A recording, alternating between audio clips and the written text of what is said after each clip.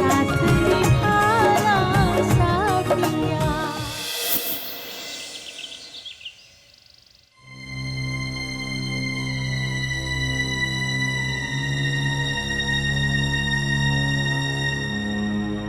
Mummy, मैं तो मर गई। खैर, अब तो तू सब काम करके आई है ना। चल बता जो तू मुझे फोन पर बताने वाली थी। तुझे कैसे पता चला उस लड़के का नाम? मम्मी, आप भी ना, मैं बस बैठी नहीं की आपके सवालों की गोलियां शुरू।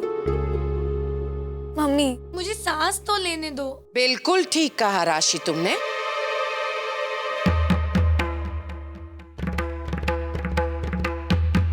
तुम्हें आराम कर लेना चाहिए, है ना राशि? नहीं काकी जी, वो अगर घर में कोई और काम है तो मुझे बता दीजिए, मैं कर लूंगी। ना ना, मैं तो चाहती हूँ कि तुम अभी आराम कर लो। वैसे भी आप लोगों की फोन पर तो बातें होती ही रहती है।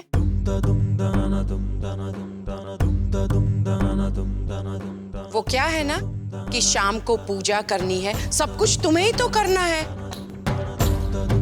वेवान जी, अब अपनी बेटी को आराम करने दीजिए ना। कितनी बातें करेंगी आप? बराबर कहूँ चुने वेवान जी? हाँ बराबर।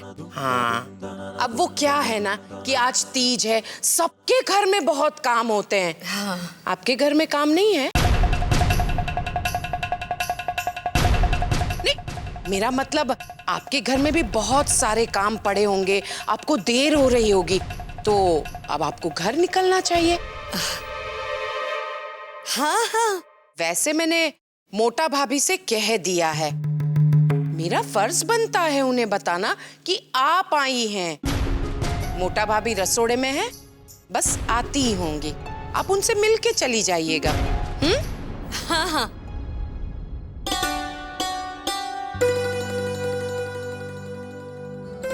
राशि दिकरा, ये ले तेरा शगुन, तीज की साड़ी। Thank you. जय श्री कृष्ण उर्मिला बेन। जय श्री कृष्ण।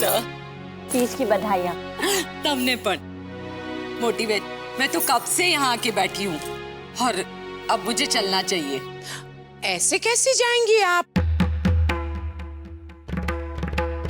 उर्मिला बेन, 1 मिनट रुकिए। गोपी बहू, અહીંયા આવજો।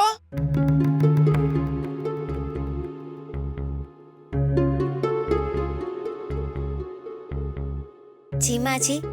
गोपी बहू, मैंने तुमको यहाँ इसलिए बुलाया है क्योंकि तुम्हारी मामी यहाँ वहां देख रही थी। शायद तुम्हें ही ढूंढ रही थी। क्या है ना कि तुम्हारी मामी ने अपनी बेटी राशि को तो तीज की साड़ी दे दी,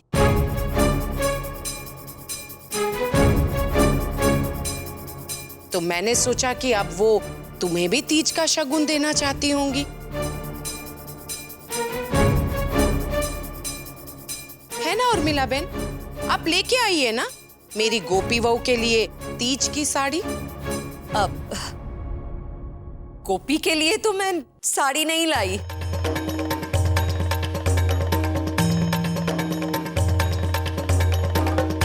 क्यों नहीं लेकर आई आप? शगुन तो अपनी माँ की तरफ से होता है ना, और मैं तो इसकी मामी हुई।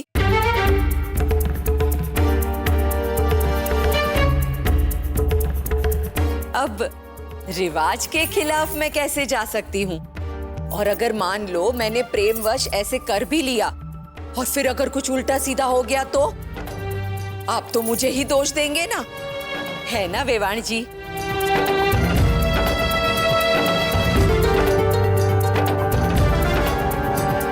कोई बात नहीं मामी, आपकी लाई साड़ी पहनूं या ना पहनूं क्या फर्क पड़ता है। आज के दिन आप मुझे तीज के मौके पर आशीर्वाद देने आए, यही मेरे लिए बहुत है। वो तो मुझे आना ही था। जय श्री कृष्ण। जय श्री कृष्ण। मम्मी जी, मैं मम्मी को बाहर तक छोड़ाती हूँ। आइए।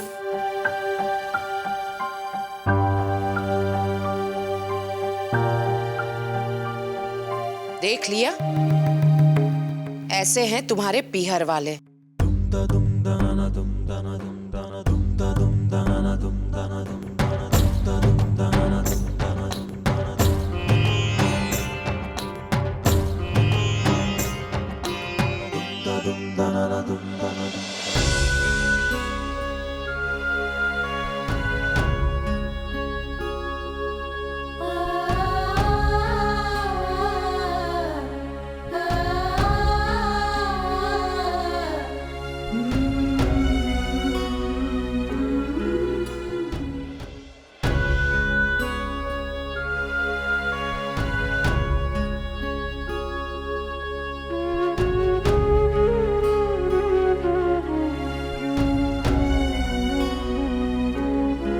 ये लो बेटा,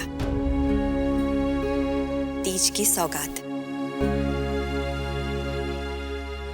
दिख रहा, मैं भी तो तुम्हारी माँ जैसे ही हूं ना, तो ये एक माँ का प्यार अपनी दिकरी के लिए।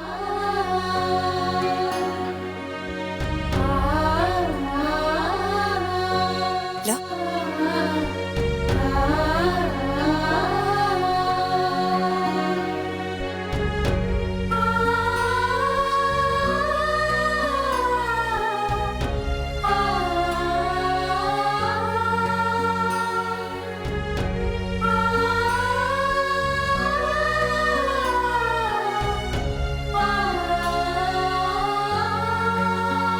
अब रोना बंद करो और जाओ, जल्दी से शाम की पूजा के लिए तैयार हो जाओ।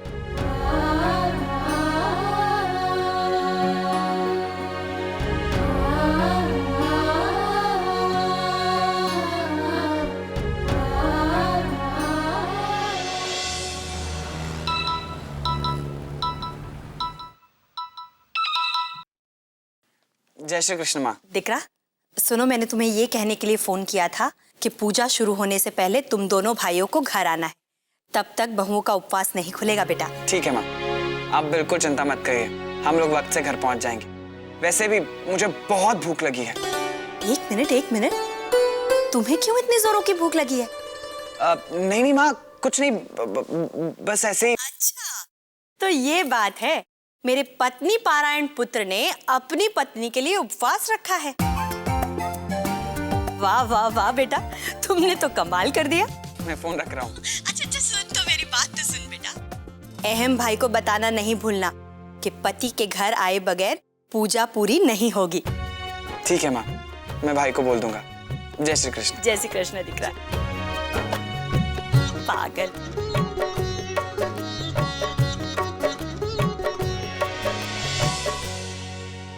राशि दिख रहा? जी मम्मी जी। राशि दिख रहा, तुम्हें पता है मेरा जिगर जो 3 घंटे से ज्यादा भूखा नहीं रह सकता, वो सवेरे से बिना खाए पिए बैठा है। और जानती हो क्यों? इसलिए कि उसकी बीवी को अकेले उपवास ना करना पड़े। क्या? उसने तुम्हें भी नहीं बताया? बहुत बदमाश है। आएगा तो पूछ लेना, अभी आता ही होगा। एक बात तो माननी पड़ेगी बेटा, जिगर तुमसे बहुत प्यार करता है। खुश रहो दिकरा।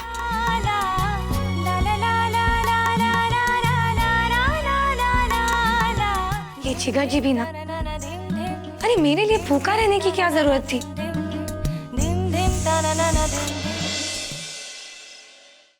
हे माँ पार्वती, आप दोनों की जोड़ी से हर सुहागन को एक प्रेरणा मिलती है। आज लगन के बाद मेरा पहला तीज है। मुझे तपस्या की एक ऐसी विधि समझाइए जिस पे चलकर मुझे अपने शिवजी, अपने पति का प्रेम मिले और वो मुझे अपनी पत्नी के रूप में स्वीकारे। जरूर करेगा।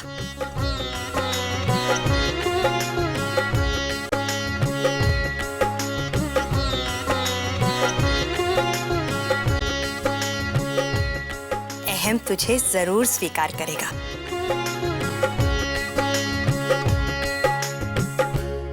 गोपी दिकरा, सच्चे मन से की गई प्रार्थना कभी बेकार नहीं जाती। पार्वती माँ तुझे तेरा पति भी देंगी और उसका प्यार और सब कुछ दे देंगी। और तुझे पता है, तेरी प्रार्थना थोड़ी बहुत स्वीकार हो भी गई है। मैंने अभी जिगर को फोन लगाया था ये कहने के लिए कि जल्दी आ जाना। वो और अहम दोनों घर आ रहे हैं।